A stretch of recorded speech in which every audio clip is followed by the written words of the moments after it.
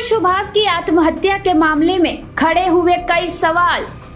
तलाक के केस में क्या है गुजारा भत्ता, कैसे तय होती है इसकी रकम, इसे लेकर दिल्ली हाई कोर्ट का क्या है निर्णय। इंजीनियर अतुल सुभाष की दुखद आत्महत्या पूरे देश में एक महत्वपूर्ण चर्चा का विषय बन गया है। साथ ही इस घटना ने एक अहम सवाल को जन्म दिया है, आखिर तलाक के मामले में गुजारा भत्ता यानी मेंटेनेंस कैसे तय होता है। इस मामले में अतुल ने अपनी पत्नी निकिता सिंघानिया और उनके परिवार पर वित्तीय शोषण का आरोप लगाया था, जिसके कारण वह मानसिक तनाव में थे।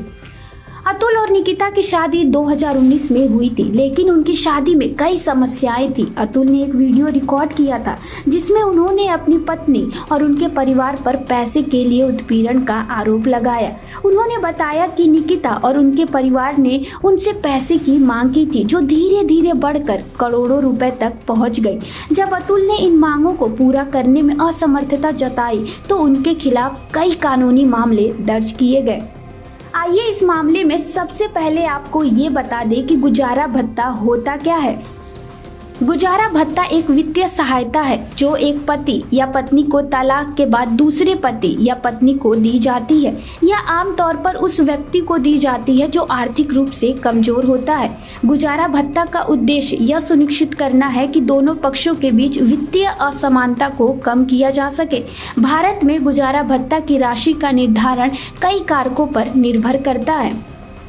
चलिए जानते हैं इसे लेकर क्या है सुप्रीम कोर्ट के दिशा निर्देश। आपको बता दें कि सर्वोच्च न्यायालय ने गुजारा भत्ता की राशि तय करने के लिए 8 बिंदुओं को ध्यान में रखने का निर्देश दिया है। ये हैं 8 बिंदु। दोनों पक्षों की आर्थिक स्थिति का मूल्यांकन किया जाएगा। पत्नी और बच्चों की आवश्यकताओं को ध्यान में रखा जाएगा।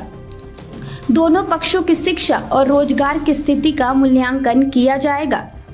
शादी की लंबाई भी एलिमनी के निर्धारण में महत्वपूर्ण होगी। शादी के दौरान दोनों पक्षों का जीवन स्तर क्या है इसे भी देखा जाएगा। दोनों पक्षों की उम्र और स्वास्थ्य स्थिति पर भी ध्यान रखा जाएगा।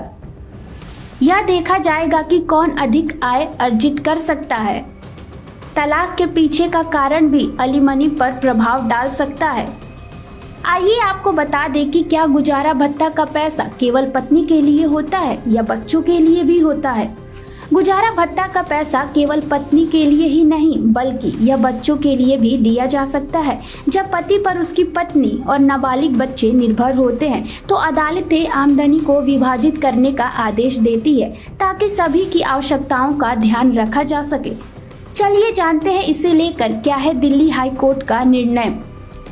हाल ही में दिल्ली हाई कोर्ट ने एक मामले में निर्णय दिया कि यदि पति की आमदनी पर उसकी पत्नी और नाबालिग बच्चा निर्भर है तो उसकी कुल आमदनी को 4 हिस्सों में बांटा जाएगा। इसमें से 2 हिस्से पति को और बाकी 2 हिस्से पत्नी और नाबालिग बच्चे को दिए जाएंगे। उदाहरण के लिए यदि पति की मासिक आमदनी 13,296 रुपए है तो पति और बच्चों को कुल 6500 रुपए का गुजारा भत्ता दिया जाएगा, जिसमें 4,000 रुपए पत्नी और 2500 रुपए बच्चे को मिलेगा। आखिरकार बच्चों को कब दिया जाता है गुजारा भत्ता। बच्चों के लिए गुजारा भत्ता तब दिया जाता है जब वे नाबालिग होते हैं और उनकी देखभाल एवं शिक्षा के लिए वित्तीय सहायता की आवश्यकता होती है। अदालतें यह सुनिश्चित करती है कि बच्चों की आवश्यकताएं पूरी हों, जैसे कि शिक्षा, स्वास्थ्य, देखभाल आदि।